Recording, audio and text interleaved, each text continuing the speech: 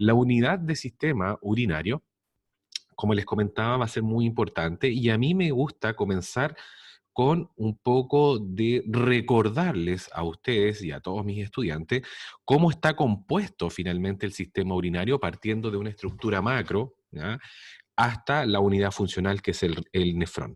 Por lo tanto, una vez que nosotros tenemos la idea de cómo es este riñón y cómo son sus unidades funcionales y cuáles son sus componentes, después comenzamos entonces a ver realmente cuáles son los procesos que están involucrados dentro del riñón para que ocurra entonces la filtración de mi plasma y obviamente la reabsorción de elementos, secreción y obviamente excreción de sustancias tóxicas o sustancias de desecho metabólico o derivados de alguna ingesta de algún fármaco vía urinaria.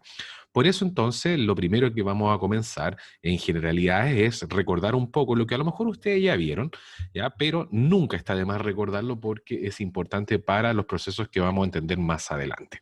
¿Ok? Entonces, generalidades, el riñón, si lo recordamos y vemos las funciones que presenta así muy, muy resumida, el riñón no solamente participa en la depuración de la sangre, que es en la extracción de estos desechos tóxicos, ya sean producto del mismo metabolismo, ¿ya?, el metabolismo de un organismo, o bien por la incorporación de algunas sustancias tóxicas, que pueden ser incluso venenos muchas veces. Por ejemplo, cuando uno echa insecticida, ya estamos aspirando entonces ese insecticida que es un veneno y de alguna forma tenemos que eliminarlo, ¿ya? El desodorante también, qué sé yo, todo eso son venenos, ¿ok? Entonces el riñón no solamente participa en la extracción de estas sustancias tóxicas, endógenas y exógenas, sino que también tiene un rol relevante en la conservación, ¿ya?, de nuestras sales, ¿ya?, de todas nuestras sales, de todos nuestros electrolitos, conservación de la glucosa, proteínas y obviamente lo más importante también, conservación del agua. Participa en la regulación de la presión arterial. Ustedes ya tienen que haberlo visto en las clases de cardio, que uno de los agentes importantes para la regulación de la presión arterial a largo plazo es el riñón, a través del eje renina-angiotensina-aldosterona.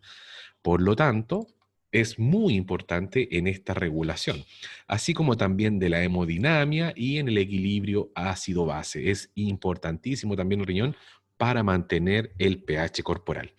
Otra cosa importante que ya algo habíamos visto o comentado al menos, es que el riñón, si bien no es una glándula endocrina, sí tiene función endocrina. Es capaz de sintetizar y secretar algunas hormonas, entre ellas la renina, ¿ya?, que es parte del eje renina-angiotensina-aldosterona, la eritropoyetina, que es muy importante para la producción de glóbulos rojos, prostaglandinas, que actúan localmente dentro del riñón, y también participa en la conversión de la vitamina D inactiva en su formato activo, el cual finalmente tiene la capacidad de absorber calcio principalmente a nivel gástrico, ¿ya? A nivel, perdón, intestinal. ¿Ok? Cualquier duda que tengan, por favor, me la pueden ir haciendo, ya sea por chat, lo tengo habilitado acá, o bien vía audio, para que vamos conversando un poquito. ¿Cómo está compuesto mi sistema urinario? Está compuesto obviamente por los riñones, los uréteres, vejiga y la uretra. Ahora, si empezamos a recordar un poquito de anatomía, cómo eran estos riñones, tienen una forma, algunos le llaman de frijol, de un poroto. Estos riñones son un órgano retroperitoneal que no pesa más allá en promedio de unos 150 gramos cada uno y un largo cercano o un poquito más de 10 centímetros. La característica del riñón es esta región cóncava que la hace similar, parecerse a un poroto, ya conocida como hilio, por donde entran y salen distintas estructuras, desde arteria, vena, vasos linfáticos, uréter y el sistema simpático. ¿Ok? Otra cosa interesante del riñón, a lo mejor ustedes lo han visto, hay personas que le encantan los riñones y compran riñones en las carnicerías para comerlo. Cuando uno hace un corte del riñón, ya a lo largo, ya longitudinal, se puede dar cuenta que el riñón está compuesto de tres segmentos, de tres zonas muy bien marcadas, que está la zona más externa, que es la corteza, luego le sigue una zona intermedia, ¿ya?, que es la médula, donde encontramos las pirámides renales, y finalmente una gran copa, que es la pelvis renal. Entonces, si hacemos un corte, vamos a observar la zona más externa, que es la corteza, la zona media o medular, donde van a estar presentes las pirámides y esta gran copa, ¿ya? Que es finalmente la pelvis renal, que es la encargada de recibir todo este líquido que se excreta posterior a todos los procesos realizados dentro del nefrón, ¿ya? Y túbulo colector. Corteza, la gracia de la corteza es que tiene un color muy oscuro, ¿ya? Un rojo pardo, ¿ya? Y tiene un aspecto rugoso o granuloso. ¿Por qué tiene esta característica la corteza? Porque en la corteza vamos a encontrar los vasos sanguíneos, ¿ya? Una gran cantidad de capilares glomerulares están allí y vamos a encontrar los corpúsculos. El corpúsculo no es nada más que la cápsula de Bowman, el cual envuelve finalmente a este glomérulo o a este capilar glomerular. Por lo tanto, ahí tenemos el color oscuro intenso, un rojo oscuro intenso, y también tenemos ese aspecto rugoso, granuloso, producto que allí vamos a encontrar entonces los corpúsculos. ¿Ok? ¿Qué otras cosas más encontramos? Encontramos en la corteza, encontramos los segmentos contorneados, ¿ya? Del nefrón, ya sea la porción proximal o la porción distal, y vamos a encontrar el primer segmento del túbulo colector, ¿ya? Otra característica de la corteza es que la corteza puede ingresar, y así lo hace, ingresa a la médula como columnas. ¿Para qué? Para separar una pirámide de otra. Por lo tanto, las pirámides, ¿ya? Que es parte de la médula, está separada por columnas de corteza, y así yo puedo separar una pirámide de otra. ¿Ok? Entonces, ¿qué es lo que encontramos en la corteza? Ya les dije, tiene una coloración de un rojo intenso, ya pardo, de una textura granulosa o rugosa, producto de la presencia de los corpúsculos. Y lo otro, que la corteza tiene la capacidad de ingresar, y aquí ustedes pueden ver, ahí hay una, ahí hay otra, de ingresar a la médula en formato de columnas, aquí está marcado, en formato de columnas, y esto genera entonces la separación de una pirámide de otra, ¿ya? Eso es entonces la corteza. ¿Qué más encontramos en la corteza? Los segmentos contorneados del nefrón, ya sea la porción proximal o la distal, y el primer segmento del túbulo colector. ¿Ok? ¿Qué encontramos en la médula ahora? En la médula vamos a encontrar las pirámides, ¿ya? Y característica de las pirámides, yo aquí voy a dibujar una, característica de las pirámides es que tiene el vértice de esta pirámide, el vértice está apuntando, perdón, la base está apuntando hacia la corteza, es un verdadero triángulo o una pirámide invertida. Y la base de la pirámide está apuntando hacia la corteza, ¿ya? Ahí está la corteza y esto es médula, donde están las pirámides. ¿Qué más encontramos en esta pirámide? Vamos a encontrar los segmentos rectos del nefrón. Entonces, yo les decía que acá en la corteza encontramos el corpúsculo, dentro encontramos el glomérulo y las porciones contorneadas del proximal y la porción contorneada del distal, ¿ya? Del túbulo distal. Y también la primera parte del túbulo colector. ¿Y qué encontramos en la médula? Encontramos principalmente las porciones rectas, ¿ya? Las porciones rectas del nefrón, ya sea la descendente del túbulo proximal, el asa de Helle, la ascendente del túbulo distal, y finalmente encontramos la gran parte del túbulo colector, ¿ya? Túbulo colector que desciende hasta el vértice de la pirámide, ¿ya? Y este vértice de la pirámide se llama zona papilar. ¿Ok? ¿Cuántas pirámides existen por riñón? Más o menos entre 6 a 12. ¿Ok? Eso es lo que se ha observado en los distintos riñones que se han analizado. Entonces, la médula está conformada por estas pirámides, y estas pirámides, si ustedes lo recuerdan, están con este formato en que la base de la pirámide está apuntando hacia la corteza y el vértice de la pirámide está apuntando hacia, este es el vértice, hacia la pelvis renal. ¿Ok? Todo eso es el diseño anatómico que va a favorecer entonces la eliminación o excreción de orina. Entonces, como les decía, la médula está conformada por esta pirámide, ¿ok? Y esta pirámide tiene la base hacia la corteza y el vértice que tiene la pirámide se llama el, el vértice papilar, en donde vamos a encontrar una membrana que está perforada. Y esa membrana perforada recibe el nombre de área cribosa. Yo sé que ustedes en anatomía han escuchado esta área cribosa en otra estructura, no el riñón a lo mejor. ¿Dónde lo han escuchado? ¿Se lo recuerdan? El área cribosa, En el área nasal. ¿cierto? En el etmoide, acá en el nasal, donde se deposita finalmente el nervio olfatorio y por esas perforaciones caen prolongaciones de ese nervio olfatorio y nos permite oler, ¿ya? Ahí tenemos entonces nuestros receptores para el olfato. Muy bien, Victoria.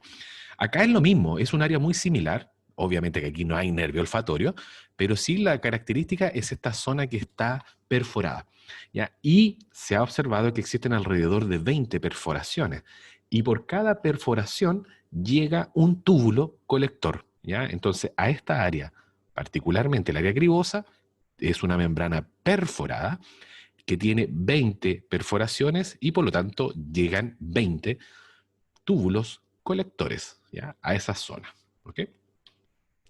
Entonces, si observamos, esta es la médula, acá abajo vemos el área cribosa, ¿ok? Que es una membrana perforada, y a medida que el túbulo colector que nace en la corteza y ya cuando va descendiendo en la médula, este túbulo colector cada vez se va engrosando más debido a que va recibiendo varios nefrones, y esto genera entonces que se va engrosando hasta la zona papilar, que es la zona del vértice de la pirámide, en donde este túbulo colector va a desembocar en una de estas perforaciones de la membrana cribosa.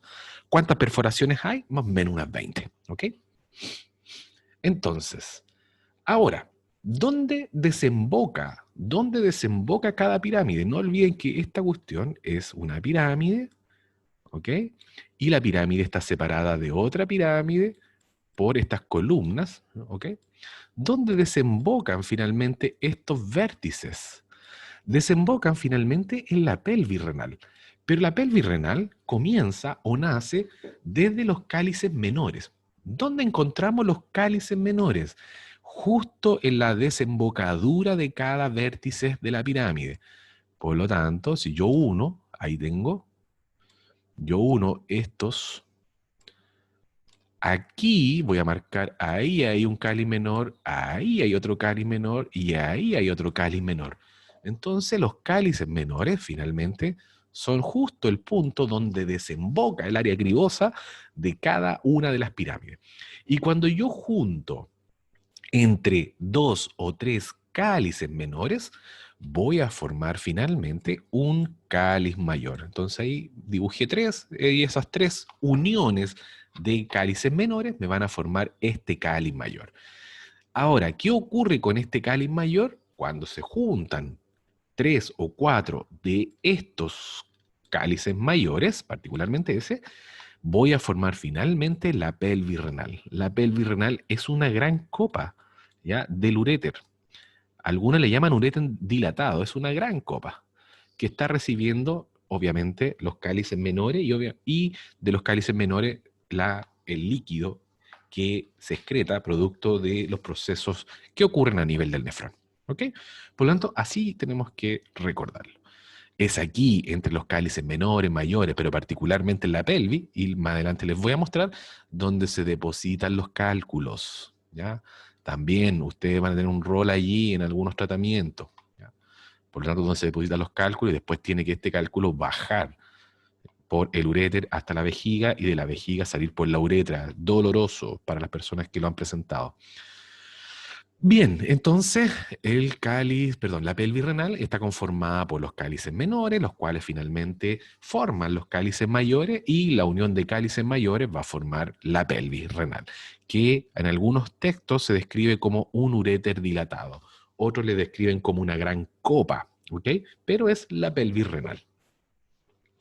Ya, ahí hemos visto un resumen de lo que es la macroestructura del riñón y ahora tenemos que ir a la unidad funcional del riñón que es el nefrón. ¿ok?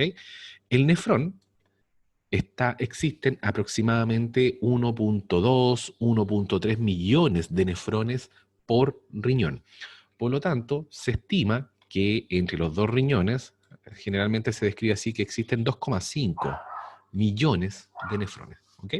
Más o menos. Ese es el promedio, 2,5 millones en total de nefrones entre los dos riñones. ¿Cómo está compuesto el nefrón? Miren ustedes que el nefrón está compuesto por el corpúsculo, por los túbulos proximales, el asa de Henle y el túbulo distal, pero no está compuesto por el túbulo colector. El túbulo colector es un sistema aparte que recibe varios nefrones, por lo tanto no es parte del nefrón, ¿ok? En el túbulo colector, desembocan los nefrones. Existen dos tipos de nefrones. Un nefrón que es de asa corta, que es bastante cortito, pero que es el principal nefrón que tenemos en los riñones, equivalen más o menos entre el 80-85% del total de los nefrones, y estos nefrones se llaman corticales o de asa corta. ¿Ok? Y el resto de los nefrones, entre un 15 y un 20%, se le denomina el nefrón de asa larga o también yuxtamedular. Cada uno de estos nefrones tiene roles y funciones muy importantes. Ambos nefrones participan en la reabsorción y secreción de sustancias, pero el nefrón de asa larga participa en la concentración de la orina. ¿Ya? Después vamos a ir viendo cuántos litros se filtran por día. Es extremadamente alto. Y finalmente cuántos litros se excretan por día es muy poco. ¿Ok? Y eso lo hace particularmente estos nefrones. ¿Ya? Entonces, si analizamos los tipos de nefrones, tenemos el nefrón de asa corta o cortical, el cual, si ustedes se dan cuenta, su asa se inserta en la médula, pero no más allá de un 15-10% del tamaño de la médula.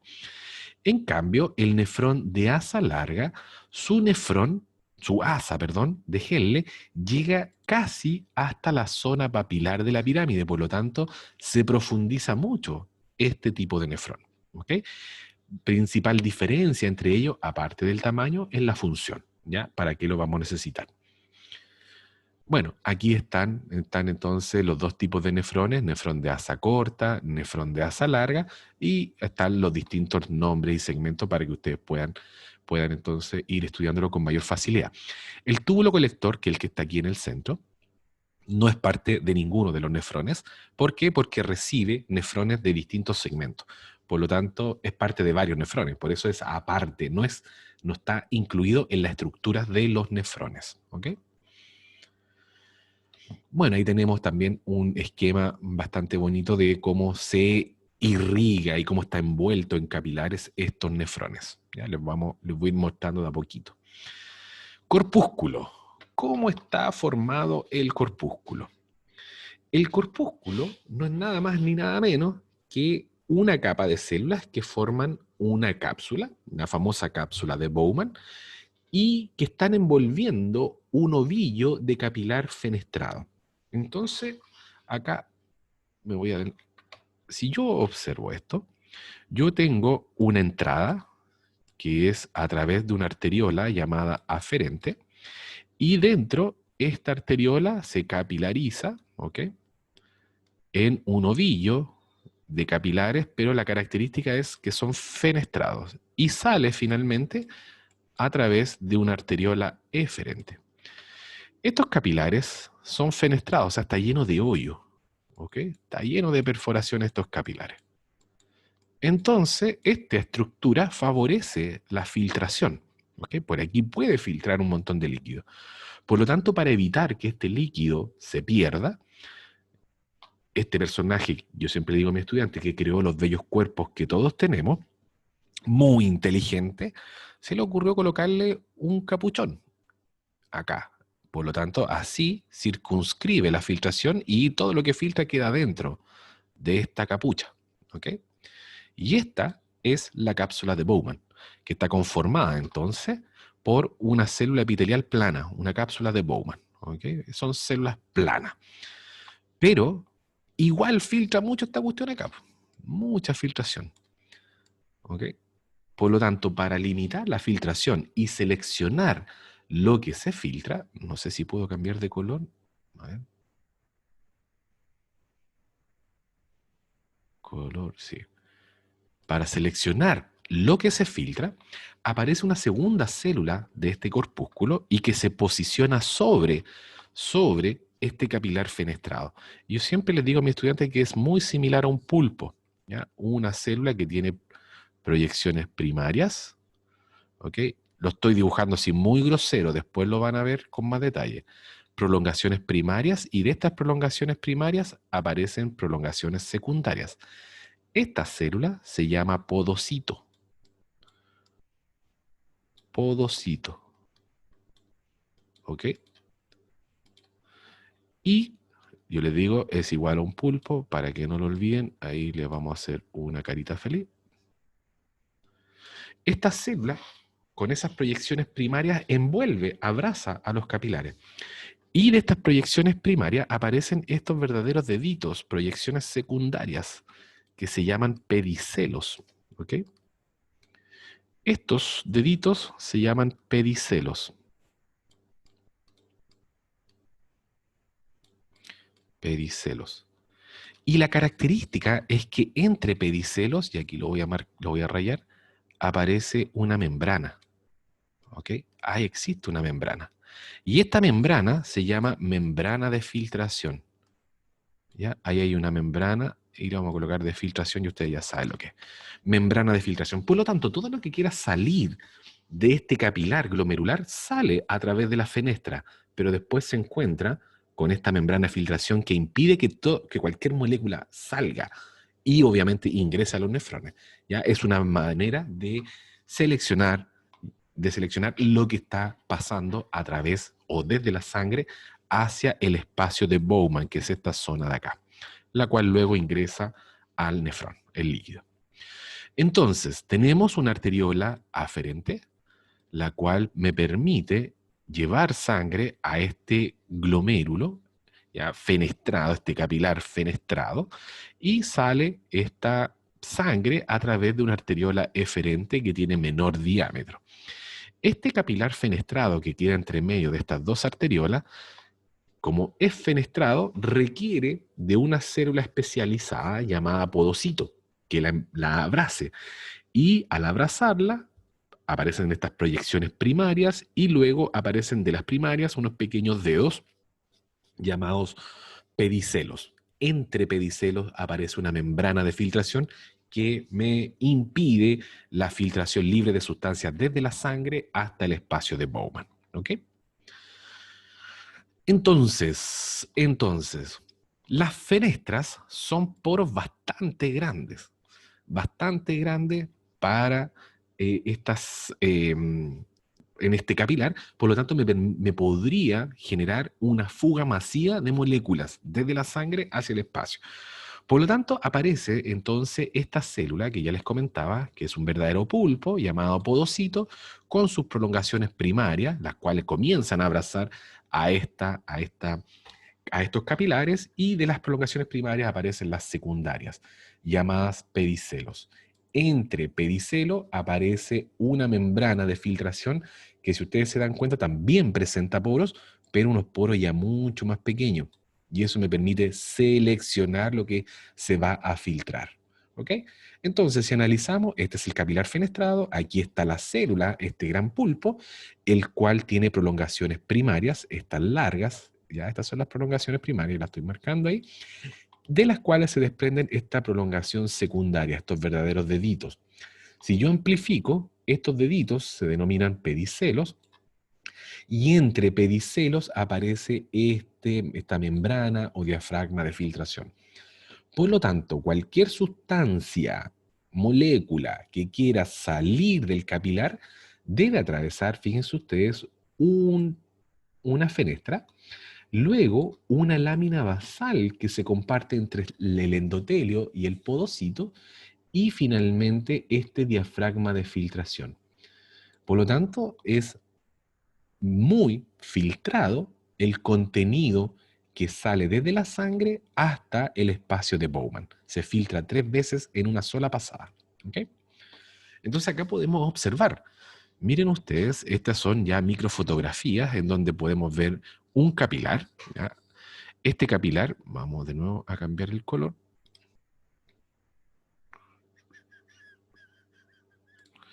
Este capilar, acá, miren ustedes, ahí está marcando una fenestra. Y la fenestra, que es este espacio, esta perforación, permite entonces la salida de contenido desde la sangre, que es el plasma, células no pasan, ¿ya? Y este contenido, para poder aparecer acá en el espacio de Bowman, debe atravesar una lámina basal compartida y finalmente un diafragma de filtración, que ¿dónde está? Está entre los pedicelos, ahí hay un pedicelo, ahí hay otro pedicelo, entre los pedicelos de esta gran célula que es como un pulpo llamado podocito. ¿Ok? Por lo tanto, ahí les dejo un set de imágenes que es muy interesante, que muestran cómo finalmente ocurre esta fusión entre el endotelio y el podocito para permitir y formar finalmente una barrera de filtración, lo cual me selecciona qué es lo que se filtra desde el plasma hacia el espacio de Bowman. ¿Ya? Lo mismo acá, ya un poco más molecular, si ustedes se dan cuenta. Aquí están las fenestras del endotelio, la lámina basal y finalmente esta diafragma de filtración, que está entre los pedicelos, ¿ya? Entre los pedicelos del podocito. ¿Ok? Bueno, exactamente lo mismo. ¿Ya? ¿Dudas hasta ahí, chicas, chicos? ¿Consultas? Por mi parte, no, profesor. Gracias, Victoria. Entonces, yo ya les comentaba, este es el glomérulo, este ovillo fenestrado, y si ustedes analizan, aquí hay una microfotografía real, ahí están las fenestras, es un hoyito al lado del otro, es un verdadero colador. Por lo tanto, yo requiero que por fuera de este endotelio aparezca esta célula como forma de pulpo, y finalmente genere una segunda barrera para evitar la fuga masiva del contenido desde el plasma hacia el espacio extracelular. Y eso es lo importante y eso es lo relevante de estas células, que son los podocitos, que es un verdadero pulpo que genera entonces una barrera de filtración. Este es un dibujo que hice yo, pero creo que se puede entender. Si ustedes se dan cuenta, tenemos entonces el capilar fenestrado con las fenestras y ahí observamos el tamaño del poro, bastante grande, ya el poro. Por lo tanto, puede dejar fugarse a través de estos poros un montón de moléculas, no células, nunca ni plaquetas, ya, y macromoléculas, algunas son retenidas, pero puede dejar fugarse un montón de sustancias desde la sangre hasta el espacio de Bowman. Por lo tanto, ya debe requerir algún otro elemento que me permita seleccionar. ¿Y qué ocurre? Se filtra, ¿ya? Hay una gran filtración en la primera etapa. Pero luego se van a encontrar, está filtrado con una membrana, ¿ya? O una lámina basal, membrana o lámina basal, la cual también me limita sustancias que puedan pasar. ¿Ok? Sustancias que tengan más de 70 kilos de alto no atraviesan, ¿ya? Por lo tanto, grandes proteínas no pasan. Líquido, iones, algunos carbohidratos, sí pueden. Entonces ya me está seleccionando qué es lo que está pasando, esa membrana que está entre los pedicelos y el capilar. Ya me está seleccionando algo. Y después, más encima, este líquido se encuentra con el diafragma de filtración, el cual tiene poros cada vez más pequeños aún. ¿Ok? Por lo tanto, de esta gran cantidad de líquido, a medida que va atravesando distintas membranas, finalmente vamos a llegar al espacio de Bowman, una cantidad bastante reducida de lo que originalmente se filtró. Por eso, estimadas y estimados míos, el líquido que vamos a encontrar en el espacio de Bowman, acá, recibe el nombre de ultrafiltrado. ¿Por qué? Porque en un solo paso se filtra 3 veces: la fenestra, la lámina basal y el diafragma, para luego estar acá en el espacio de Bowman. Se filtra entonces 3 veces en una sola pasada. Por eso se denomina ultrafiltrado. ¿Ya? No olviden eso, de dónde viene el nombre. ¿Qué otras cosas más encontramos en el corpúsculo? En el corpúsculo vamos a encontrar también un par de células llamadas células mesangiales. Y estas células mesangiales las podemos encontrar dentro del glomérulo o fuera del glomérulo. Y por eso se llaman Las que están dentro, intraglomerulares, y las que están fuera del glomérulo, extraglomerulares. Por lo tanto, puedo encontrarlas aquí dentro, intraglomerulares, o aquí afuera. Y ahí están marcaditas, extraglomerulares. Y funciones de estas células mesangiales, las intraglomerulares le dan la forma y mantienen la forma finalmente del glomérulo, porque no haya colapso, tienen alguna función similar a un macrófago, generan fagocitosis de algunas moléculas, sustancias, células que estén dañadas, hay fagocitosis, y las extracelulares, las células mesangiales extracelulares, participan en la regulación del flujo sanguíneo. Ellas coordinan entonces con la arteriola aferente y la arteriola eferente el flujo sanguíneo. Colaboran entonces para ver cuánta sangre le llega al glomérulo. ¿Ok? Por lo tanto, tienen esa dualidad de funciones. Bueno, aquí está el mismo esquema que ya no vamos a entrar más en detalle. Vamos ahora con el nefrón. ¿Cómo está conformado el nefrón? El nefrón propiamente tal, ya vimos el corpúsculo y ahora seguimos, perdón, al túbulo proximal. ¿Cómo está conformado el túbulo proximal? Entonces, tenemos el corpúsculo y luego aquí tenemos la entrada, ¿ya? El ovillo fenestrado y finalmente la salida en una arteriola eferente. Ese es el corpúsculo con el podocito y toda la barrera de filtración. ¿Cómo está conformado el nefrón? El nefrón está conformado por dos grandes segmentos. Primer segmento, contorneado, ¿ok? Segmento contorneado, y el segundo segmento, el recto, descendente, ¿ya? Túbulo recto descendente, ¿ok? Y en algunos casos, molecularmente, también está dividido, pero son estos dos grandes segmentos, pero igual se los voy a indicar porque más adelante nos va a servir mucho esto. Está dividido en tres zonas, ¿ya? El zona S1, S2 y S3, particularmente por cómo se distribuyen algunos transportadores, ¿ya? Pero el nefrón tiene dos segmentos grandes, el contorneado y el recto descendente. ¿Cómo está conformado este nefrón? Toda la estructura está conformado por una célula cúbica que tiene una alta cantidad de microvellosidades en su membrana apical. Por lo tanto, si yo veo, y voy a hacer acá me cuesta menos, estas serían las células cúbicas, aquí estarían, células cúbicas, y en cuya membrana apical existe microvellosidades, tan alta concentración, aquí la estoy intentando marcar, tan alta concentración que forman un borde o ribete en cepillo. Esto me permite aumentar la superficie de contacto, ¿ok? Ese borde o ribete del cepillo. Y otra característica muy importante de estas células del túbulo proximal es que tienen una alta concentración de o cantidad de mitocondrias. ¿Por qué? Porque estas células tienen un alto trabajo, ¿ya?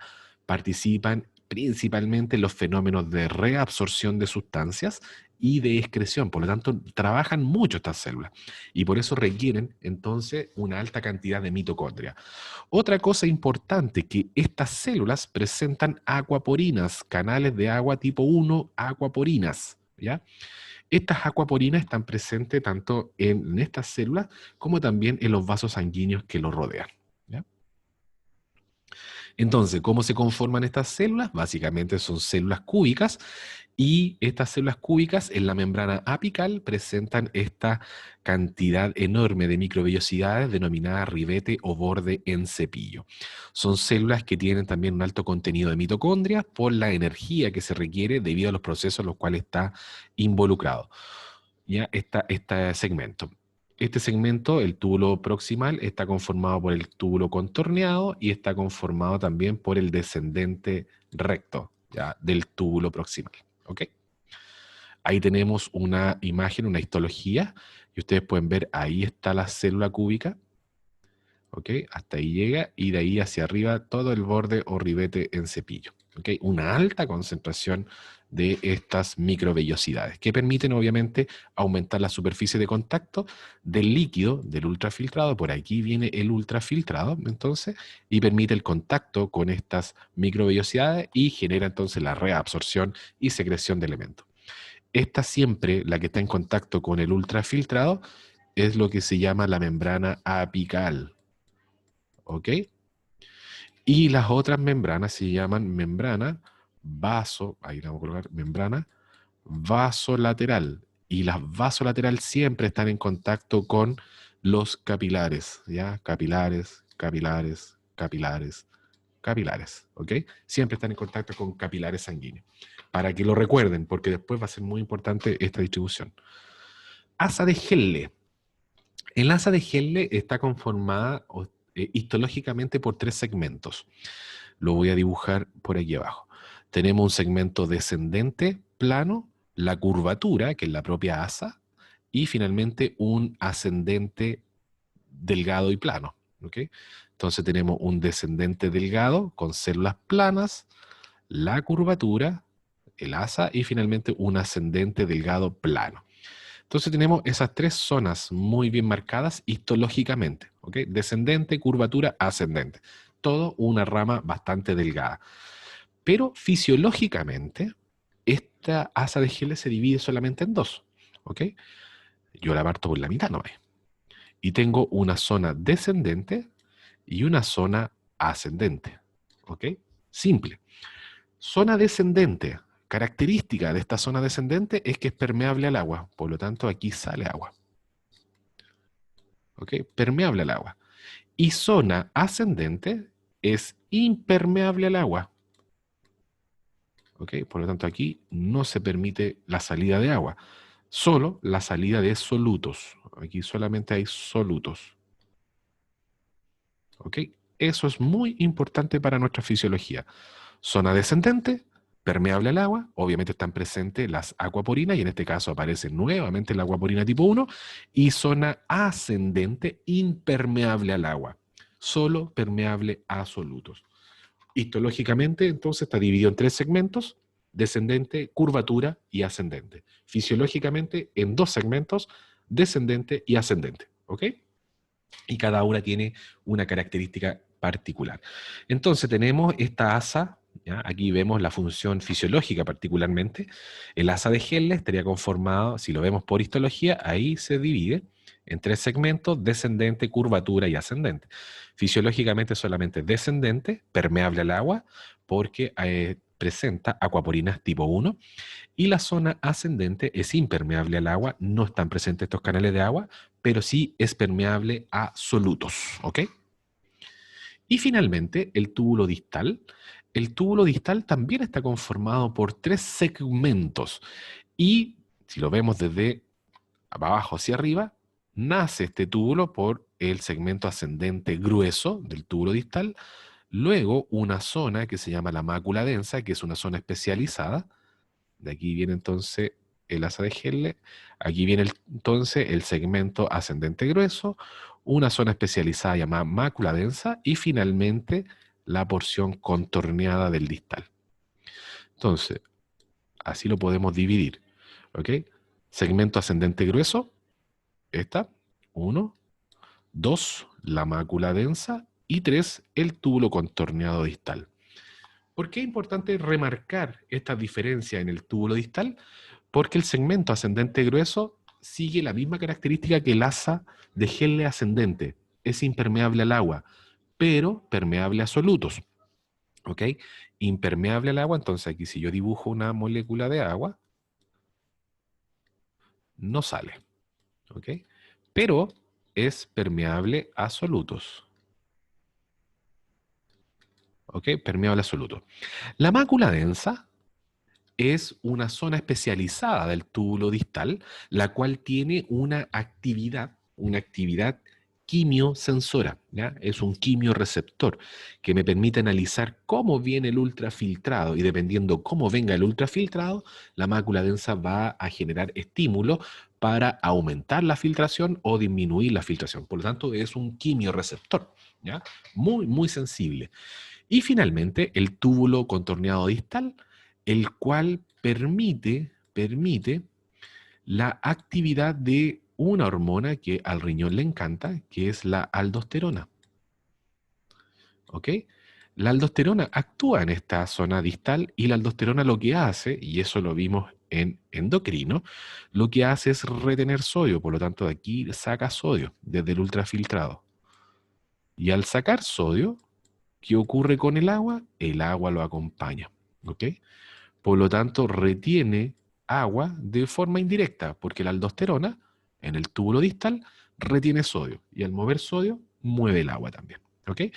Las células del túbulo distal también son cúbicas, pero tienen microvellosidades, pero no alcanzan para la formación de un borde o ribete en cepillo. ¿Ok?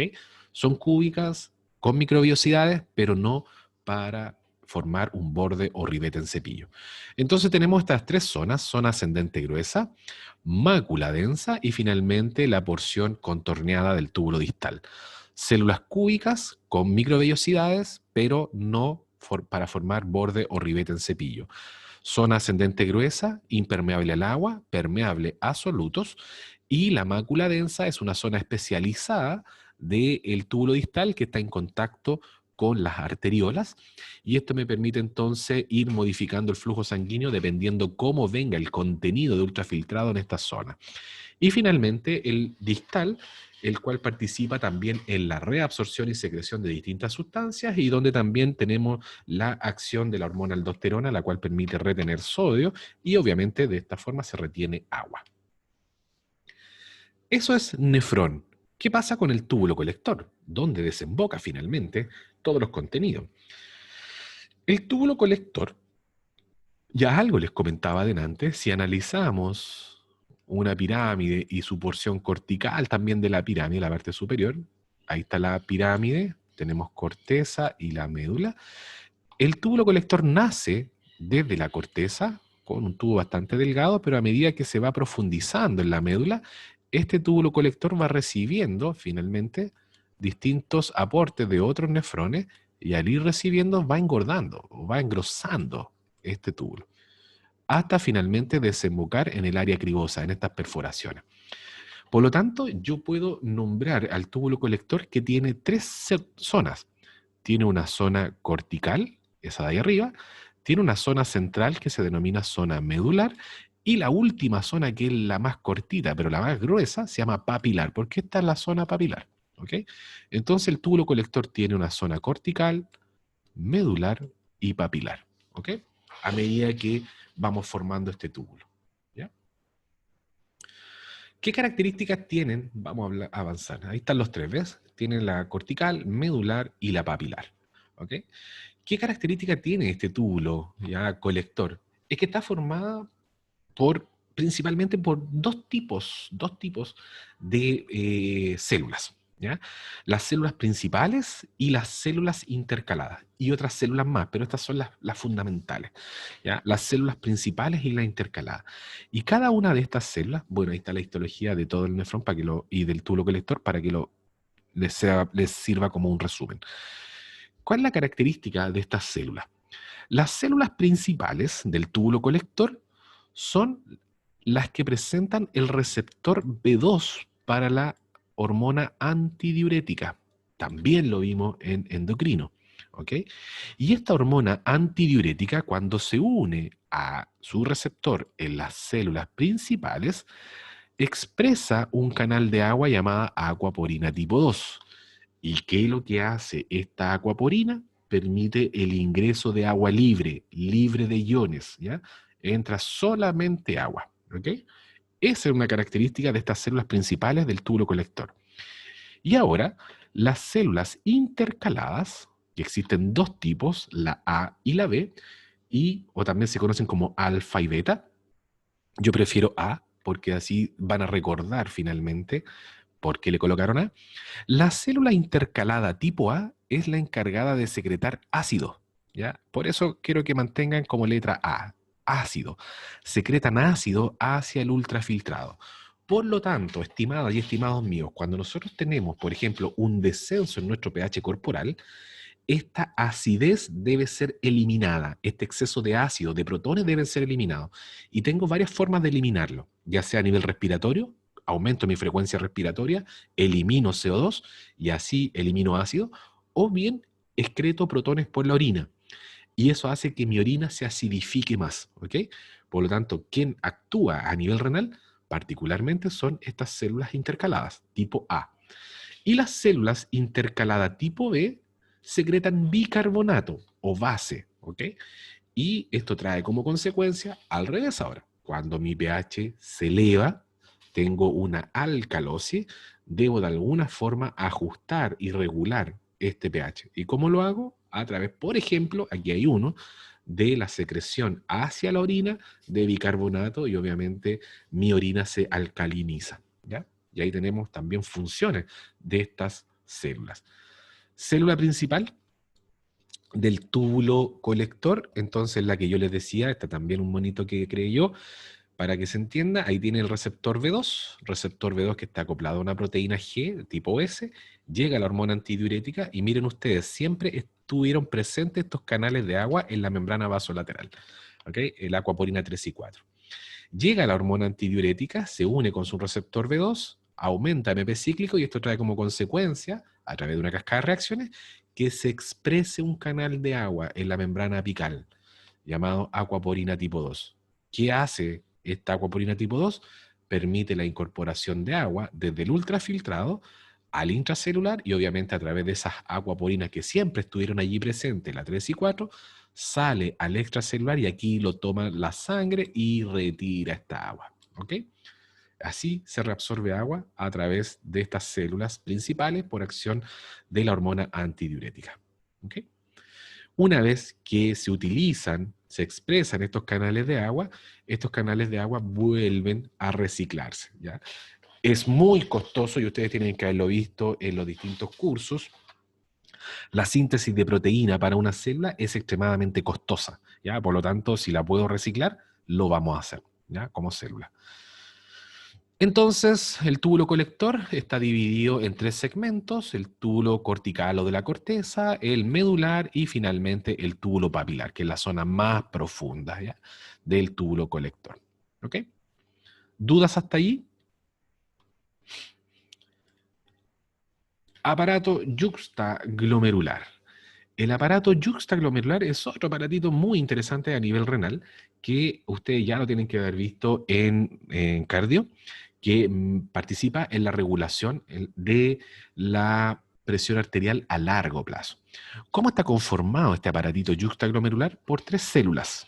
Está conformado por las células musculares lisas de la arteriola aferente, está conformado por las células mesangiales extracelulares y extraglomerulares, perdón, y está conformado por la mácula densa. Por lo tanto, si yo hago un esquema, aquí viene entonces la aferente. Bueno, aquí está el glomérulo y ahí sale como una eferente, ¿cierto? En esta zona de afuera están las células mesangiales extraglomerulares, aquí. Y por acá pasa el túbulo distal, particularmente el segmento de la mácula densa. Por lo tanto, ahí está la mácula densa del túbulo distal. Entonces, ¿cómo se conforma el aparato yuxtaglomerular? Por estas células, ¿ya?, estas células que voy a dejar marcadas ahí, que son de la musculatura lisa de la arteriola aferente. A veces puede ser la musculatura lisa de la arteriola eferente. Las células mesangiales extraglomerulares, que estoy marcando allí, y finalmente la mácula densa, esta mácula. ¿Okay? Entonces hay 3 células. ¿Qué es la importancia de este aparatito? Es que el aparato, fíjense ustedes que va a censar cuánta sangre llega, cuánta sangre sale, ¿ok? Y también va a censar cómo ocurrió los procesos de reabsorción y secreción porque tiene un quimioreceptor acá en la mácula densa. Va a analizar si estuvo elevada la filtración, si estuvo disminuida la filtración. Por lo tanto, dependiendo cómo esté estos flujos, esta estructura va a actuar, ¿ok? Ya sea aumentando el ingreso de sangre, disminuyendo el ingreso de sangre o mandando la producción de renina para aumentar la presión arterial. Ahí lo tenemos que ir viendo de a poco, ¿ok? Entonces, son las células yuxtaglomerulares, que son estas células musculares lisas del arteriola aferente, las que finalmente, una vez que son estimuladas, pueden comenzar a secretar renina y da comienzo entonces al eje renina-angiotensina-aldosterona. Las células mesangiales extraglomerulares tienen la capacidad de ser un intermediario entre la mácula densa y la y las células musculares aferentes, para permitir entonces modificar el flujo sanguíneo, ¿ok? Tienen esa capacidad. Entonces, ¿dónde están localizadas? Ya les decía, ahí está la arteriola aferente, por donde ingresa sangre. eh, Perdón, aquí está la arteriola aferente, ahí me equivoqué, y aquí está la arteriola eferente, por donde sale la sangre. ¿Ok? Entonces, ¿dónde está localizado el aparato yuxtaglomerular? Está localizado en esta zona. ¿Ya? Ahí lo vamos, perdón, ahí lo marqué. ¿Y cómo está conformado? Por estas células de la musculatura lisa de la arteriola aferente y a veces, por la de la eferente, las células mesangiales extraglomerulares y finalmente la mácula densa. ¿Ok? Ahí está entonces nuestro aparato yuxtaglomerular.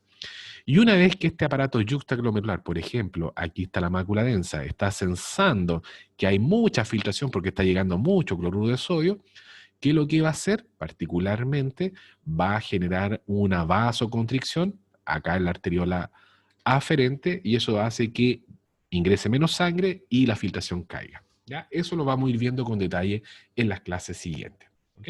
Bueno, ahí tenemos otra imagen para que ustedes lo puedan trabajar el que quiera e ir colocando los distintos nombres a los segmentos de esta estructura. Ya. Circulación. Circulación, en realidad, si lo vemos, me interesa bastante poco, pero quiero que siempre lo recuerden. Circulación renal nace desde la aorta abdominal, una arteria cortita, ¿ya? Cortita, que es la arteria renal, y cada vez que se va subdividiendo esta arteria dentro de los riñones, también son arterias bastante cortitas y en ángulo de 90 grados. ¿Qué es lo que aparece después entre la arteriola aferente y la arteriola eferente? Aparece en esta zona, aparece el capilar glomerular, el cual filtra. Y después esta arteriola eferente se transforma en una red capilar que envuelve, ¿ya? Que envuelve a los nefrones, llamada capilares peritubulares, o los que envuelven a los nefrones de asa larga se denominan capilares vasos rectos o la vasa recta. Importante, desde los capilares peritubulares es donde se sintetiza y se secreta la eritropoyetina. Ahí está la clave, ahí está la zona, finalmente, donde se produce esta hormona. ¿Ok? Sistema inervación, el único sistema que ingresa a el riñón es el sistema simpático. ¿Ya? Y este sistema simpático puede estimular a las células yuxtamedulares de la arteriola aferente porque ellas presentan receptor alfa 1. Por lo tanto, lo que va a hacer allí es generar una vasoconstricción. ¿Ok? Eso tienen que haberlo visto también en los fenómenos de los receptores alfa 1, alfa 2, beta, etc. ¿Ya? Y para terminar, ¿ya? Esto son las vías de conducción externas, o ya los excretores, y están conformadas por los cálices menores, cálice mayor, pelvis, uréteres, vejiga, uretra. Y si ustedes se dan cuenta, todas estas estructuras están conformadas por las mismas tres estructuras, ¿ya? Una mucosa, que es la que está en contacto con la orina, una muscular y finalmente una adventicia o serosa. Por lo tanto, los cálices menores, mayores y los uréteres están conformados por una mucosa, una muscular y finalmente una adventicia. Ya, esta es un uréter sin orina en su interior y ustedes pueden ver, ahí está la mucosa muy marcada, una gran capa muscular y finalmente una adventicia. ¿Ya? Por aquí es donde descienden los cálculos, ¿ya? Por esta zona. Por lo tanto, fíjense ustedes cómo está de estrecha y por ahí tiene que pasar una piedra. Entonces, esto es lo que yo les decía. Allí es donde se acumulan los cálculos urinarios, ya sea en los cálices mayores o en la misma pelvis. Estos cálculos, que son verdaderas piedrecitas, yo siempre se los digo a mis estudiantes, son una estructura como estos pastos, esta maleza que cuando uno anda caminando por un potrero se pegan, que tienen verdaderos pinchos, ¿ya? Y cuando los que tenemos perros se le pegan a los perros, de repente no podemos ni sacarlos y hay que cortarle el pelo al perro. Entonces tienen muchas púas esta cuestión, ¿ok? Estos cálculos. Son cristales que se depositan, por lo tanto tienen muchas púas. Cuando estos cálculos comienzan a descender ahora por el uréter, vejiga y después por la uretra, y les recuerdo, esta es la estructura, el cálculo va aquí, con todas estas púas así, bajando, ¿ok? Descendiendo por el flujo urinario. Entonces, al ir descendiendo y la orina es la que la está empujando, por gravedad nomás, hacia el primer descanso, que es la vejiga, ¿ok? Va rompiendo, va rompiendo mucosa y obviamente dependiendo cuán largos sean estas cristales, también podría romper músculo, pero generalmente mucosa. ¿Qué trae como consecuencia? Que va a aparecer sangre en la orina, ¿ya? Y esta es una sangre, es una orina de color rojo vivo, ¿ok? Hematuria. Porque ya cuando es una hemorragia más alta, esa sangre es de un color más oscuro, ¿ya? ¿Ok? Y eso uno lo diferencia. ¿Es una orina de un color rojo sangre o es un rojo más oscuro? Y uno puede diferenciar a qué nivel más o menos podría estar la hemorragia. Entonces es bastante doloroso que vaya bajando este cálculo y vaya rompiendo, ¿ok? La vejiga también está conformada por una capa muscular, una mucosa, una muscular y una adventicia. Y no olviden nunca que la vejiga tiene esta estructura como cebolla, ¿ok? En donde tiene dos entradas y una salida. Y en la salida se forma en la muscular un anillo de musculatura lisa, que es el primer esfínter, ¿ya? El primer esfínter que tenemos, pero es involuntario, musculatura lisa, ¿ok? Uretra. La uretra es diferente entre el hombre y la mujer, particularmente en el tamaño y en la cantidad de glándulas secretoras de mucus, pero básicamente son en general muy, muy similar, ¿ya? El tamaño y la concentración de estas glándulas secretoras de mucus es como la gran diferencia. Y una vez que atraviesa el peritoneo, la uretra, aparece un anillo de musculatura esquelética, por lo tanto aquí aparece el segundo esfínter y en este caso ya es voluntario, el cual obviamente nos permite controlar la micción, ¿ya? Y poder orinar cuando yo lo requiera, no cuando me mande. Bueno, hay accidentes, por supuesto, hay accidentes, ¿ya? El control puede no ser tan eficiente en algunas circunstancias. Uretra femenina tiene aproximadamente unos 4 o 5 centímetros de largo y la característica de esta uretra femenina es que tiene una alta concentración de estas glándulas secretoras de mucus, llamadas, me voy a avanzar, llamadas glándulas de Litre. ¿Ok? Si ustedes ven, tiene una alta concentración. Y estas glándulas de Litre secretan una alta cantidad de mucus que recubre la mucosa. ¿Cuál es la función aquí de este mucus que recubre la mucosa? ¿Qué creen ustedes? ¿Para qué sirve esta mucosidad que recubre toda esta mucosa que estoy marcando ahí? ¿Qué creen ustedes? ¿Cuál será la función de esta mucosa? De este mucus, perdón, que recubre la mucosa. ¿Para qué servirá? ¿Por qué la uretra femenina tiene tanta cantidad de esta glándula? El hombre también la tiene, pero no en esta tan concentración, no está tan concentrado. ¿Para qué servirá este mucus?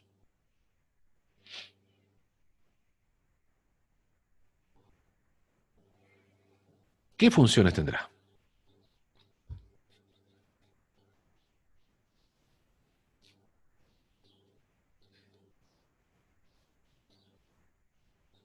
¿No? Tiene varias funciones.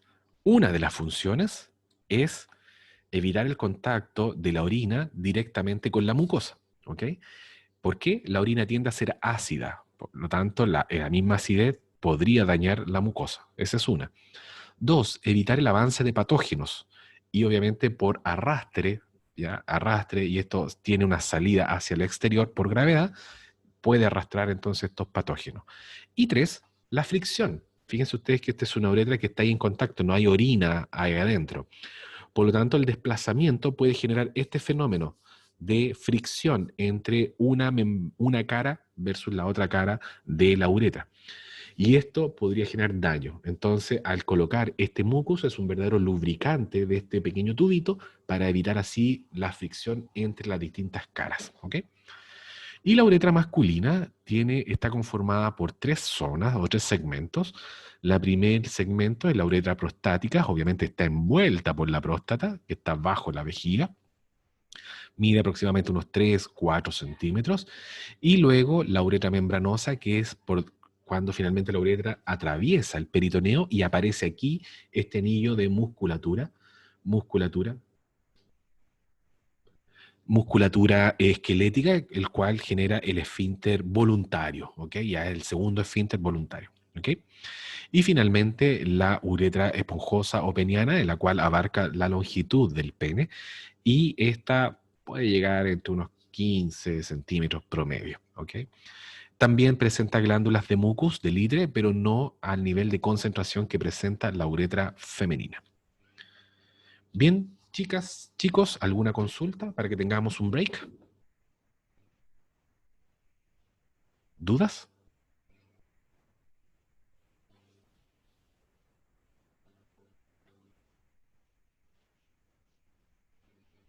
Ya, si no hay dudas, vamos a dejar de grabar, pausar. Bien, el tema que vamos a ver ahora, para terminar esta primera clase, es de los compartimientos líquidos, que ustedes ya me imagino deben manejarlo bastante bien, y tienen que haberlo visto y recordar siempre que no es lo mismo el compartimiento líquido en un lactante o en un infante versus en un adulto, y para qué decir una persona de tercera edad, ¿ok?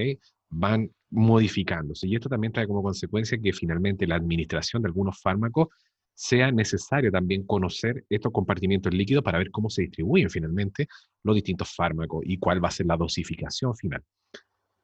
Funciones del agua, ustedes ya la manejan muy bien, son diversas, desde un reactivo químico, es un solvente, es un termorregulador, un diluyente, un medio de transporte. Participa entonces en la concentración de electrolitos, la osmolaridad importante para esta, participa en la regulación del pH, en la mantención de la volemia, en la presión arterial, en el funcionamiento renal, por lo tanto, el agua tiene un rol relevante. ¿Ok? ¿Cómo se distribuye el agua en nuestro organismo? El agua aproximadamente corresponde, en una persona adulta, más o menos, corresponde a un 60% del peso corporal. ¿Ok? ¿Y cómo se distribuye esta agua total corporal? Se distribuye en el líquido intracelular, un 40%, y el 20% se distribuye en el líquido extracelular. De este 20%, el líquido extracelular, la principal agua va distribuida en el líquido intersticial y un cuarto más o menos distribuido en el líquido llamado plasma, ¿ok? Por lo tanto, así se distribuye esta agua, ¿ok? Tenemos entonces esta agua total, que equivale más o menos a un 60% del peso corporal. Si lo sacamos en una persona de un promedio de 70 kilogramos, más o menos corresponde a 42 litros de agua en un organismo. Y se distribuyen entonces entre el líquido intracelular y el líquido extracelular. ¿Ok? ¿Cómo es la ingesta y el egreso de agua en condiciones normales? Generalmente, en promedio, se ingieren aproximadamente se incorpora agua a un organismo aproximadamente 2,5 litros por día. ¿Ok? Las principales formas de incorporar agua, ya sea en el líquido que bebemos diariamente o en las comidas. Pero también tenemos agua metabólica, que es producto, por ejemplo, de la degradación de los carbohidratos en las distintas rutas metabólicas, glicólisis y finalmente en el ciclo de Krebs, donde vamos a obtener como producto final de la degradación CO2, ATP y agua. Y ese es el agua metabólica. ¿Cuánta agua sale? Debe haber una homeostasis, debe haber un equilibrio en el agua. Y si ustedes se dan cuenta, debe ingresar la misma cantidad de agua que ingresa. ¿Cómo egresa esta agua? Principalmente a través de la orina. En promedio, 1,5 litros por día de orina se producen y se excretan, obviamente. Y también a través de estas famosas aguas insensibles, que es el otro gran volumen por donde nosotros perdemos agua. Estas aguas insensibles son, por ejemplo, la humedad de la piel, lágrimas, saliva, el vapor de agua cuando uno está conversando, también es parte de estas aguas insensibles que básicamente no se ven, pero siempre están allí perdiéndose una cantidad de agua diaria. Y también el sudor en condiciones normales va entre 100, 200 ml por día, ¿ya? Y las heces también un aporte mínimo, pero también aporta. Por lo tanto, la misma cantidad de agua que ingresa debe ser la cantidad que egresa en un organismo, ¿ya? Otra característica que tienen estos líquidos es su composición, ¿ok? Tienen distintas composiciones iónicas y ustedes ya lo saben cuáles son los electrolitos que están más cargados o más concentrados en el líquido extracelular versus los electrolitos que están más concentrados en el intracelular. Si bien hay una asimetría en estos electrolitos, ya sea en el líquido extracelular y en el líquido intracelular, fíjense ustedes la osmolaridad de estos líquidos. Básicamente son muy similares, ¿ya? Hay muy poca diferencia. Y esto permite entonces un movimiento constante entre los distintos compartimientos al tener entonces una osmolaridad muy similar entre ellos. ¿Ok? Bueno, aquí está cómo se distribuyen entonces los distintos componentes del líquido intracelular y del líquido extracelular. Esto ustedes ya se lo saben al revés y al derecho, porque han tenido entonces fisiología o la primera parte, en donde ya se les comentó y estos electrolitos son bastante importantes, por ejemplo, para la transmisión de los impulsos nerviosos, los potenciales eléctricos, son muy importantes esta distribución asimétrica de los electrolitos tanto en el extracelular como en el intracelular. ¿Ok? Aquí está lo mismo, lo mismo. Líquido intracelular, principalmente tenemos una gran cantidad de potasio y en el líquido extracelular tenemos una gran cantidad de sodio. ¿Ok? Esos son unos de los electrolitos que mayormente nos vamos a diferenciar. Calcio también lo vamos a encontrar fuera, en el extracelular, y el cloruro también. ¿Ya? ¿Qué vamos a encontrar dentro de las células? Principalmente proteínas y fosfato y el potasio. ¿Ok? Esos son como los grandes electrolitos y la distribución asimétrica en estos compartimientos líquidos. El líquido intracelular, como ya les comentaba, corresponde a un 40% del peso corporal de todo estas aguas, es el principal compartimiento y tiene una gran cantidad, como les comentaba, de potasio, fosfato, proteínas y magnesio. ¿Ya? Eso es lo que encontramos. El líquido extracelular corresponde al 20% restante de toda el agua y el líquido extracelular se divide en dos grandes compartimientos, intersticial y el plasma. ¿Qué encontramos en este líquido extracelular? Principalmente encontramos grandes cantidades de sodio, cloruro, bicarbonato y también calcio. ¿Ya? También vamos a encontrar acá. Líquido intersticial corresponde a las 3/4 partes del líquido extracelular y más o menos se estima que son unos 11 litros. Y el plasma corresponde al otro cuarto por ciento, ¿ya? Al otro cuarto, perdón, del líquido extracelular y más o menos se ha estimado que va en alrededor de 3 litros y un poquito más, ¿ok? Plasma, que ya también lo hemos analizado, cómo está conformado este líquido y cuáles son los distintos componentes que presenta el plasma, ¿ya? Eso lo vimos en sangre. Y líquido transcelular son estos líquidos que se encuentran en zonas bastante especializadas, es parte de los líquidos extracelulares, y lo podemos encontrar en líquido sinovial, peritoneal, el pericardio, en intraocular, la orina, etc. Y más o menos corresponden entre 2 a 3 litros del total del líquido extracelular. ¿Ok? No olviden tampoco, el líquido linfático también es parte del sistema de los líquidos extracelulares. Muy importante este sistema linfático. En cardiovascular tienen que haber visto esta misma imagen, ¿ya? Estas bombas linfáticas, cómo finalmente absorben líquido extracelular y lo devuelven a la circulación sanguínea. ¿Ya? Muy, muy importante este líquido. ¿Cómo se miden los líquidos? Existen diversas formas y fórmulas para poder analizar los líquidos. Generalmente se le hace a través de un indicador.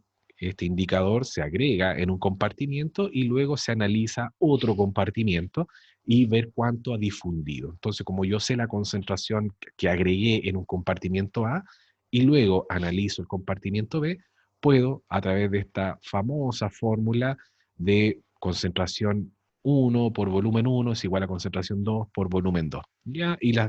Ir despejando allí, entonces me va a arrojar cuánto puede ser el volumen de un compartimiento que yo quiero analizar. Por lo tanto, bueno, aquí hay un ejercicio para que ustedes lo puedan analizar y básicamente es exactamente lo mismo que yo le estaba comentando. ¿Ok? Se pueden medir los distintos compartimientos, por supuesto, y puedo agregar distintas sustancias que pueden ser incluso radioactivas o que yo las pueda analizar radioactivamente. Después, una vez que yo obtenga las muestras, y puedo ir viendo cuánta agua corporal total tengo, cuánto es el líquido extracelular, el líquido intracelular, cuál es el volumen del plasma, y de esa forma yo puedo ir analizando cada uno de los compartimientos y cuánto líquido presenta en litros cada uno de estas zonas, ¿ya? Es bastante importante poder reconocer y cuantificar cuántos litros o ml, cuántos litros finalmente tenemos de cada uno de los compartimientos, ¿ya? Eso es muy, muy importante. Osmosis, ¿recuerdan lo que es osmosis? ¿Se acuerdan una definición simple de osmosis?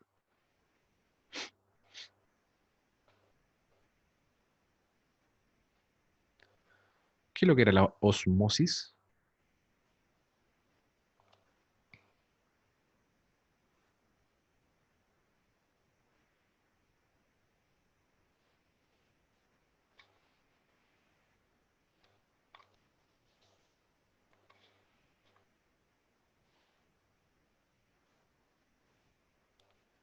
¿No? ¿No se acuerdan? ¿Qué es lo que es osmosis?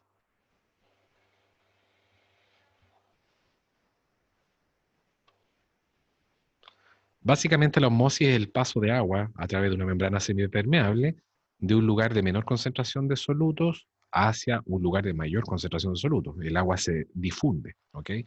Hacia un lugar donde hay poca agua, pero más concentración de solutos. Entonces, la osmosis siempre a ustedes les va a repercutir y les va a aparecer por distintos lugares este concepto, que como les decía es el paso, en este caso de agua, entre dos soluciones que tienen diferentes concentraciones a través de una membrana semipermeable. Por lo tanto, cuando yo coloco una membrana semipermeable y coloco en un lado agua o muy poca concentración de solutos versus el otro lado que tiene la misma a lo mejor cantidad de agua, pero más concentración de solutos, el agua se va a mover de un lado a otro, ¿ya? Del lado de menos concentración de soluto al lado de mayor concentración de soluto. Y se va a generar una diferencia en los volúmenes. Esa, entonces, bueno, lo mismo, esa pequeña diferencia, cuando yo coloco esta membrana semipermeable, ¿ya? Esa pequeña diferencia que genera entonces el movimiento de agua de un lugar de menor concentración a un lugar de mayor concentración, esa diferencia que ocurre y que es cuantificable es lo que nosotros llamamos la presión osmótica, ¿ya? Es finalmente encontrar un punto de equilibrio entre, entre el movimiento de agua de un componente o de un compartimiento que tiene menor concentración de líquido versus el otro compartimiento donde tiene mayor concentración de líquido, o al revés, menor concentración de soluto hacia el lugar que tiene mayor concentración de soluto. Y esa diferencia es lo que nosotros llamamos la presión osmótica. Cuando finalmente se logra esa presión osmótica, nosotros sabemos que hay un equilibrio entre el agua que está ingresando como también la que está saliendo, ¿ya? Osmoles, bueno, esto ya ustedes lo manejan en realidad el derecho, no voy a entrar más en detalle de los osmoles y lo que significa cada uno de ellos. Ahí está entonces la definición de ello, que es el número total de partículas en una solución, ¿ya? Osmolaridad, osmolalidad, también son conceptos muy utilizados en fisiología o en biología, pero generalmente el término osmolaridad es el que más utilizamos, es el más frecuente. ¿Por qué? Porque es la concentración de soluto partida en agua, ¿ya? Dividido en litros de agua. Entonces nosotros somos generalmente pura agua, ¿ya? Si lo queremos ver así, somos un organismo rico en agua. Por lo tanto, es mejor la definición de osmolaridad para nuestros conceptos fisiológicos. Aquí tenemos entonces también, para que ustedes lo vean, estos conceptos de osmolalidad y cómo podrían algunas patologías alterar la osmolaridad y generar, por ejemplo, fenómenos de edema, fenómenos de deshidratación, etcétera, ¿ya? Y ahí estamos modificando la osmolaridad, ¿ok? Cuando estamos con pérdida o ganancia de agua, ¿ok? Esto es muy importante. Y aquí, ojo con esto, porque a mí me gusta preguntar harto de este esquema, básicamente para que ustedes lo puedan ir analizando, qué ocurre en los distintos compartimientos intra y extracelular cuando nosotros incorporamos entonces distintas soluciones. Y ustedes, como buenos y futuros químicos farmacéuticos, van a recordar que, por ejemplo, a un paciente que ingrese a una unidad, ya sea de urgencia o a una sala en una clínica o en un hospital, una de las primeras cosas que se le va a colocar a ese paciente es un suero fisiológico, que es un suero isotónico, ya es una solución isotónica.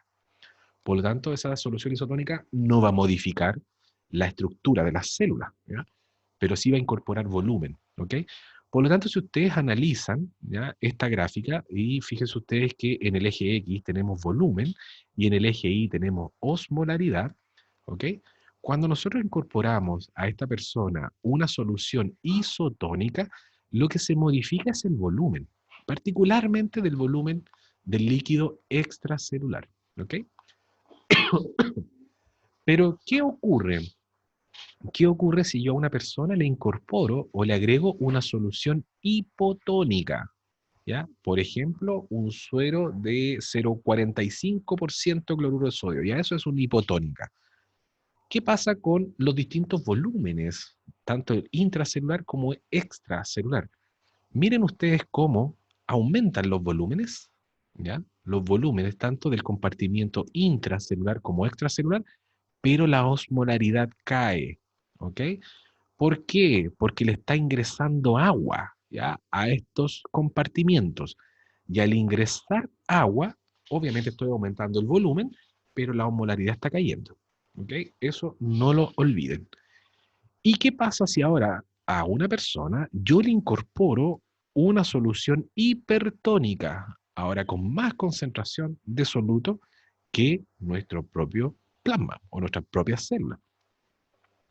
¿Qué va a ocurrir allí? Miren ustedes, aumenta el volumen del líquido extracelular, pero se reduce el volumen del líquido intracelular. ¿Y qué pasa con la osmolaridad de estos dos compartimientos? Se eleva, ¿ok? ¿Qué quiere decir esto? Que cuando yo incorporo esta solución hipertónica, obviamente lo hago intravenoso y eso ya es parte del líquido extracelular, aquí estamos viendo que está aumentando el volumen, pero también está aumentando la osmolaridad. ¿Y qué ocurre si yo aumento la osmolaridad de este compartimiento del líquido extracelular? Obviamente el agua que estaba en el líquido intracelular va a empezar a movilizarse hacia el extracelular porque está llegando mucho soluto a este compartimiento. Y esto trae como consecuencia entonces que se reduzca el volumen del líquido intracelular y al reducirse el volumen aumenta su osmolaridad hasta que llega a un equilibrio, obviamente. ¿Ya? Estos gráficos son muy importantes para que ustedes lo analicen y les va a servir no solamente ahora para fisiología, sino que les va a servir para muchas otras unidades. ¿Ya? Bien, era poco lo que me quedaba de esta clase para continuar con la siguiente. Entonces, aquí también tenemos otra característica, nuestra osmolaridad, ¿ya? Nuestra osmolaridad plasmática, más o menos va desde los 280 a los 300 miliosmol, ¿ok? Más o menos este es el rango.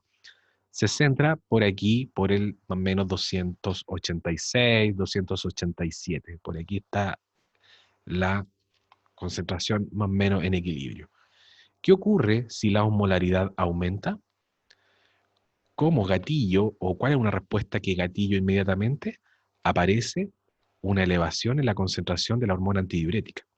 ¿Y qué es lo que hace la hormona antidiurética? Retiene agua a nivel renal. Y si yo retengo agua, le incorporo agua a la sangre y de esa forma la osmolaridad vuelve a descender. O también puedo tener una pérdida de sangre, ¿ok? Una hemorragia, por ejemplo. Si yo pierdo más del 10% de mi volemia, ya va a empezar a actuar particularmente nuevamente mi hormona, la antidiurética, y va a comenzar a elevarse su concentración, porque como estoy perdiendo un volumen de sangre bastante grande, tengo que rescatar agua de alguna parte, y la antidiurética comienza a rescatar agua, particularmente desde los riñones, donde retiene agua y devuelve volumen a la sangre, ¿ok? Entonces son formas que vamos a ir viendo y que ya en algunos casos esta ya la hemos comentado. ¿Ok? Ya, aquí simplemente una tabla para que ustedes puedan ir estudiando todo lo que hemos visto, particularmente de los cambios en los líquidos corporales. ¿Ya? ¿Qué puede ocurrir cuando tenemos diarrea, sudoración o una insuficiencia renal, infusión de cloruro isotónico, una ingesta elevada de cloruro de sodio, de sal? ¿Qué ocurre con los distintos volúmenes, ya sea del líquido intracelular, extracelular e incluso con su osmolaridad? ¿Ok? Es una tabla resumen de todo lo que hemos estado conversando. ¿Dudas hasta allí? ¿Consultas?